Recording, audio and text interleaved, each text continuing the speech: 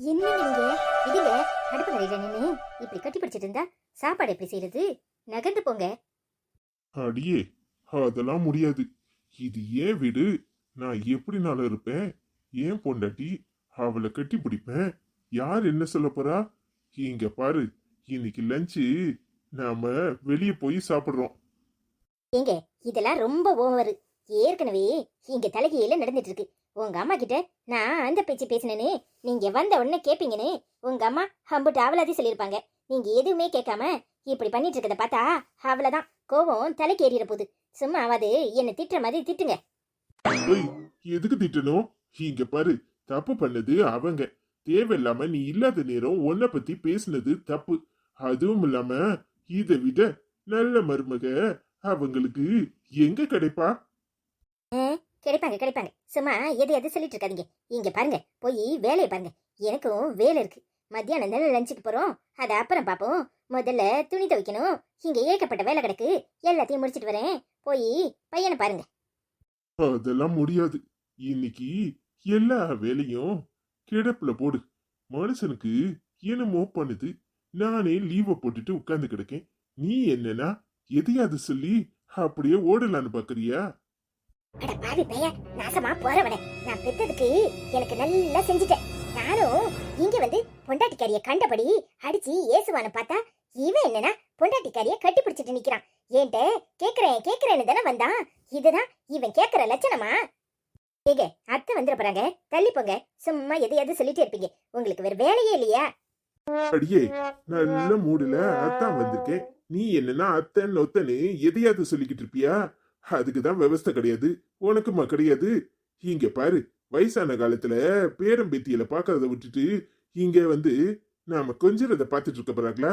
ஏய், அதெல்லாம் அங்கதான் இருப்பாங்க. இங்கெல்லாம் இப்ப வரமாட்டாங்க. சும்மா இருக்கிறியா?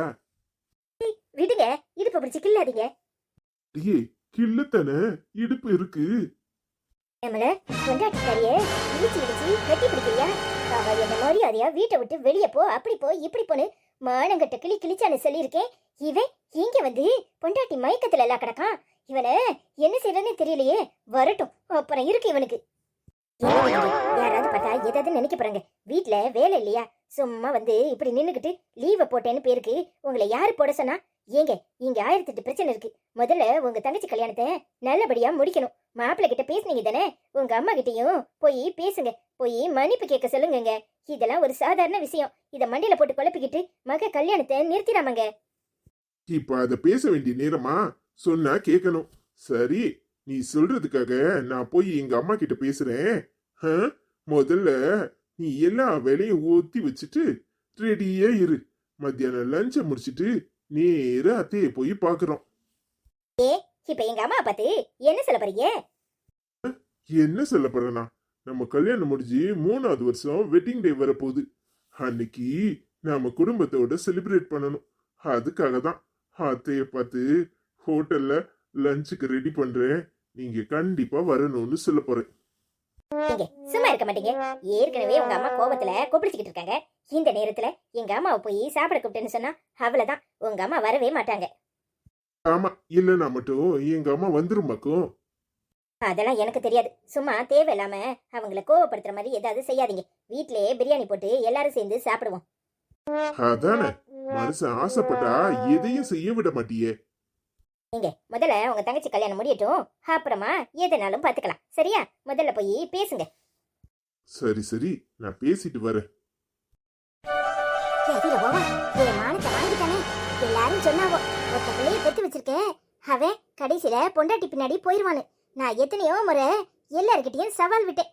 மவன் அப்படிப்பட்டவன் கிடையாது, நீங்க நினைக்கிற மாதிரி கிடையாது. என்னை எப்பவும் எங்கேயும் விட்டு கொடுக்க மாட்டானு. ஆனா இன்னைக்கு மூக்க அறுத்துப்பட்டானே. அவளை கட்டி பிடிச்சுக்கிட்டு நீ சொல்றதுதான் கேப்பங்கிற கணக்கால சொல்லிவிட்டான். இனி இவ்வளவு மூஞ்சிலாம் நான் எப்படி முகத்துல முழிப்பேன்? என்ன வந்தவ போனவனு எல்லா அவளும் காரில துப்புவா. என்ன நாள் வருதுன்னு ஒரு வார்த்தை என்கிட்ட சொன்னானா? அவ ஆத்தா காரிய கூப்பிட்டுக்கிட்டு ஹோட்டலுக்கு போறானாமே. எம்பிட்டு திமிரு இருந்தா இப்படி என்ன வச்சுக்கிட்டு அவன் பேசுவான்? எல்லாத்துக்கும் காரணம் அவ தானே.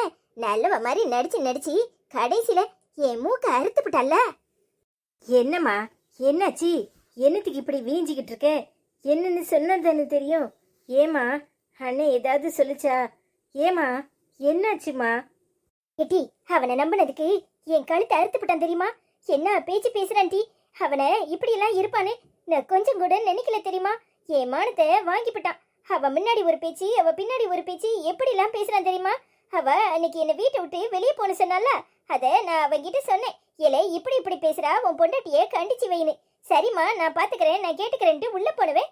அடுப்பங்கரையில போய் அவளை கட்டி பிடிச்சுக்கிட்டு அவ சொல்றபடியெல்லாம் ஆடுறான். அதுவும் இல்லாம என்ன சொன்னா தெரிய மாட்டி. உமாவே புதுசா என்னத்த சொல்லியிருப்பான்? உனக்கு வேற வேலை இல்ல, இங்கிதான் தெரியாதுன்னு சொல்லியிருப்பான். அது மட்டும் இல்லட்டி, கல்யாண நாள் வருதான், மாமியால கூட்டிக்கிட்டு ஹோட்டலுக்கு போறானா, அத சொல்லிக்கிட்டு இருந்தா தெரியுமா? என் பெத்த வயிறு எப்படி எரியுது தெரியுமா? ஒரு வார்த்தை என்ன, ஏமா நம்ம எல்லாரும் சேர்ந்து வெளியே போவோம், எனக்கு 3வது வருஷம் கல்யாண நாள் வருதுன்னு சொல்லிருக்கலாம்ல. என்கிட்ட ஒரு வார்த்தை கூட சொல்லல தெரியுமா? அவ மாத்தால கூட்டிக்கிட்டு எல்லாரும் வெளியே போய் சாப்பிட போறாவலாம். என் வயிறு எப்படி எல்லாம் எரியுது தெரியுமா? அவ என்னமோ நல்லவ மாதிரி தூண்டி விடுறா. அதெல்லாம் இருக்கட்டும், முதல்ல போய் அத்தைக்கிட்ட சொல்லி கல்யாணத்தை நடத்துற வழிய பாருங்கங்கிறா. இவனும் அம்மா சொன்னா மட்டும் புரிஞ்சுக்க போதா? சரி உனக்காக போய் சொல்றேன்னு சொல்றான் தெரியுமா? உன் மவன் குணம் இன்னைக்குதான் உனக்கு தெரியுது. ஆனா எனக்கு ஏற்கனவே தெரியும். நான் சொன்னா கேப்பியா? என்னமோ வேண்டாதுக்கு உன் மவனை பத்தி இல்லாத பொல்லாத சொல்லுதம்ப. எனக்கு எதுக்கு வேணும்னு தான் நான் எதுவுமே சொல்றதில்ல. ஏமா அவன் மாறி எம்பிட்டோ நாளாச்சு. அவன் ஒன்றும் இன்னைக்கு மாறல. அதுவும் இல்லாம நீ சொல்றதெல்லாம் இனி அவன் கேட்க மாட்டான். சொல்றது சரிதாண்டி. இனி அவன் நம்ம சொல்றதெல்லாம் கேட்க மாட்டான். அவனை இப்படியே விடவும் மாட்டேன். நேர போய் அவ ஆத்தா கிட்ட கிளி கிளினே கிளிக்க போறேன். பிள்ளைய வளர்த்திருக்க பிள்ளை என் பேச்சை கேட்டு மறுசொல்லு பேசாத பிள்ளைய இப்படி மாத்திட்டாளே உன் மவா, நீ எல்லாம் நல்லா இருப்பியான்னு நாக்கப்படுங்கிற மாதிரி கேட்கணும். அப்பதாண்டி என் மனசு ஆறும். ஆமா, ஓ மருமவளை கேட்கறதுக்கு துப்பு இல்ல. அவ ஆத்தால போய் கேட்க போறாளாம். ஏமா கொஞ்சமாவது அறிவு இருக்கா? என்னமோ சொல்லுவாங்களே ஊர் உலகத்துல, உள்ளதை விட்டுட்டு நுள்ளதை போய் பிடிக்கிற கதையா? இங்க பாரு, ஒழுங்கு மரியாதையா உன் மருமவளை கிளி கிளின்னு கிளி. அவளை கிளிக்கிற கிளியில அவ அடங்கணும். துண்டை காணும் துணியை காணும்னு ஓடுற மாதிரி உனக்கு அடங்கி நடக்கணும். இல்ல இந்த வீட்டை விட்டே அவ ஓடணும். 2ல 1 பாரு. அதை விட்டுப்பட்டு சும்மா தேவையில்லாம அவ ஆத்தாவை போய் கிழிச்ச உடனே அப்படியே இவ பயந்து நடுங்கிருவாளா? இல்ல அவ ஆத்தா பேச்சதான் கேட்டுருவாளா? சொல்றது வாஸ்தவமான பேச்சுதாண்டி. இவளதான் கேட்கணும். ஆனா இவ அன்னைக்கு என்கிட்ட என்ன பேயாட்டம் ஆடுனா உன் கண்ணால பார்த்தல. இவ ஆடுற ஆட்டத்துல நான் சொன்ன உடனே இவ கேப்பாளாட்டி. என்ன பேச்சு பேசுனா பார்த்ததானே? கொஞ்ச நெஞ்ச பேச்சா பேசுனா படுபாவி சண்டாளி. என்ன வரத்து வந்தா என் மவனையும் என்கிட்ட இருந்து பிரிச்சுட்டாளே. நான் சொன்ன சொல்லுக்கு மறு சொல்லு பேச மாட்டான். அந்த பெயலை இப்படி ஆக்கிட்டாளே.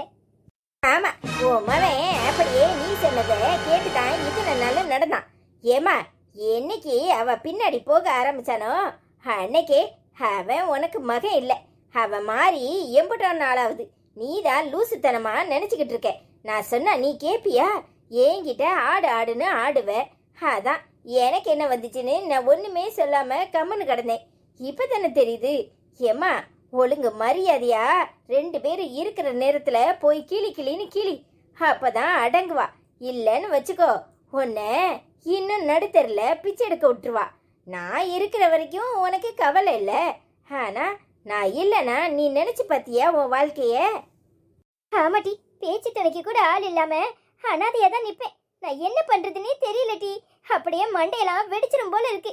என் பேச்சை கேட்டு நடந்த பெய இன்னைக்கு என்னைய கூப்பிடாம அவ மாமியாக்காரிய கூட்டிக்கிட்டு ஹோட்டலுக்கு போகணும்னு சொல்லிக்கிட்டு இருக்கான். அதை கேட்ட உடனே என் தலையெல்லாம் சுத்த ஆரம்பிச்சிட்டு தெரியுமா? சரிம்மா, வருத்தப்படாத. நீ வருத்தப்படுறத பார்க்கும்போது எனக்கு மனசு சங்கடமா இருக்குமா. எந்த நிலையிலையும் நான் உன்னை விட்டு கொடுக்க மாட்டேன்.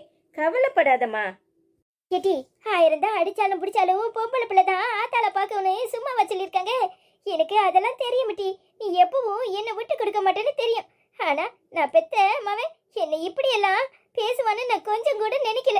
என் காதால கேட்கும்போது மனசு எப்படியெல்லாம் வலிக்குது தெரியுமாட்டி. சரி விடுமா, இங்க தானே வருவான், வரட்டும். அப்புறம் இருக்கு அவனுக்கு. இப்ப கொஞ்சம் பொறுமையா இரு. ஆமா, உன் புருஷன் அந்த ஆளு எங்க போனாரு? கழுத கட்டா குட்டிச்சவரு. அவனுக்கு வீட்டுல நடக்குதுலாம் தெரியுமா? எங்க போவான்? இங்க இருந்து நேரா போய் கோயில் மண்டபத்துல படுத்து உறங்கிக்கிட்டு கிடப்பான். வேற என்ன பண்ணுவான்? அவனுக்கு தான் சீட்டு விளையாண்டாலே அன்னைக்கு பொழுது பூரா கழிஞ்சிருமே. சரிம்மா, வருத்தப்படாத. நான் போய் சோத்தை போட்டு எடுத்துட்டு வரேன், நீ சாப்பிடு. எனக்கு இப்ப எதுவும் இறங்காது. நீ போய் சாப்பிடு. நான் கொஞ்ச நேரம் உட்காந்துட்டு வரேன். சரிம்மா.